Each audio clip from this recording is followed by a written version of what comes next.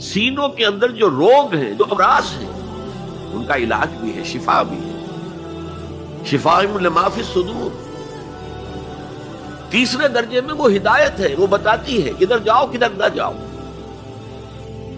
جیسے آپ نے دیکھا ہوگا پہاڑی راستوں پر قدم قدم کے اوپر کوشن ہوتا ہے، یہاں سپیڈ کم کر لو ورنہ تم کسی کھائی میں جا گرو گے۔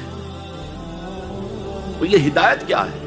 دیکھو ادھر مت جانا، ادھر جاؤ، اگر ادھر جاؤ گے تمہارا سارا معاملہ تل پٹ ہو جائے گا۔ یہ ہے ہدایت۔ اور جو چیز دنیا میں ہدایت ہے وہ آخرت میں رحمت ہے، ہدی و رحمت للمؤمنین۔ اب میں چاہتا ہوں ان چار الفاظ میں جو ربط ہے اسے سمجھیں۔ دیکھیے اگر کسی ایسی زمین پر بارش برسے جو اوپر سے بہت سخت ہے تو پانی بہہ جائے گا، زمین میں جذب نہیں ہوگا تو کوئی روئیدگی پیدا نہیں ہوگی۔ اگر دل سخت ہے تو قرآن مجید ان پر کوئی اثر نہیں کرے۔ اس کے لیے سب سے پہلے موعظہ کی ضرورت ہے، واعظ کی ضرورت ہے، نصیحت کی ضرورت ہے تاکہ دل نرم پڑ جائے۔ انسانی دل جب سخت ہوتے ہیں تو ان کی سختی چٹانوں سے زیادہ ہوتی ہے۔ سورہ بقرہ میں فرمایا ثم قست قلوبکم فہی کالحجارۃ او اشد قسوہ۔ یہودیوں سے خطاب ہے، ثم قست قلوبکم من بعد ذلک فہی کالحجارۃ او اشد قسوہ۔ اے بنی اسرائیل، تمہارے اس طرز عمل کے نتیجے میں تمہارے دل سخت ہو گئے اور اب وہ پتھروں سے زیادہ سخت۔ لہذا سب سے پہلے ضرورت کیا ہے؟ دل کی زمین کو نرم کیا جائے، اس میں ہل چلایا جائے۔ یہ کام ہے موعظہ کا، واعظ کا، نصیحت کا۔ ہمارے معاشرے میں کسی زمانے میں واعظ کا بڑا رواج تھا، آج کل یہ چیز ختم ہے، بلکہ واعظ کو گھٹیا بات سمجھا جاتا ہے۔ بھائی کوئی عقلی بات کرو، کوئی علمی بات کرو، تم تو واعظ کہہ رہے ہو، گویا کہ واعظ گھٹیا چیز نہیں۔ واعظ سے دل میں رقت پیدا ہو، نرمی پیدا ہو۔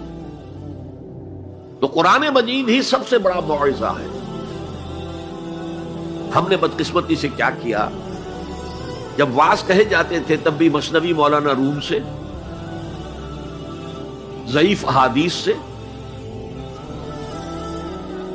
واعظ دستاں زنو افسانہ بند، واعظ بڑے اونچے اونچے ہاتھ چلا کر اور افسانہ جو ہے بیان کر رہا ہے، لیکن اس کا حال کیا ہے؟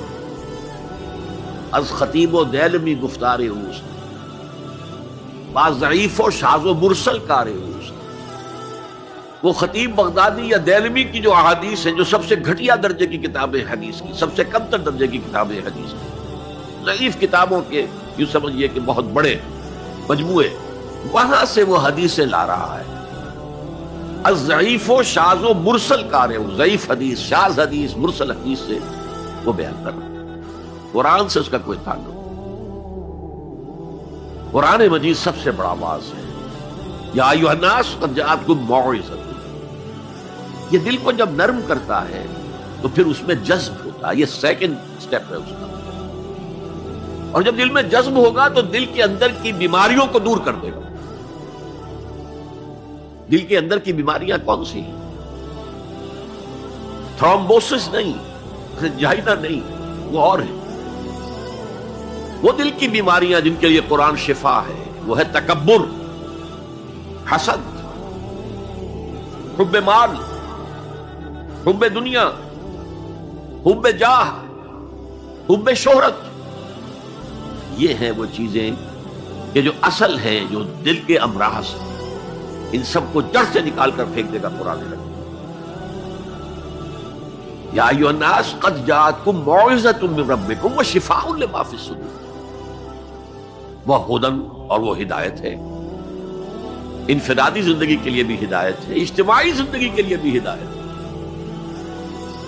کبھی اگر سورہ فاتحہ پر آپ غور کریں جو ہماری نماز کا جزو لازم ہے، تو ہم پہلے کہتے ہیں الحمدللہ رب العالمین الرحمن الرحیم مالک یوم الدین ایاک نعبد و ایاک نستعین۔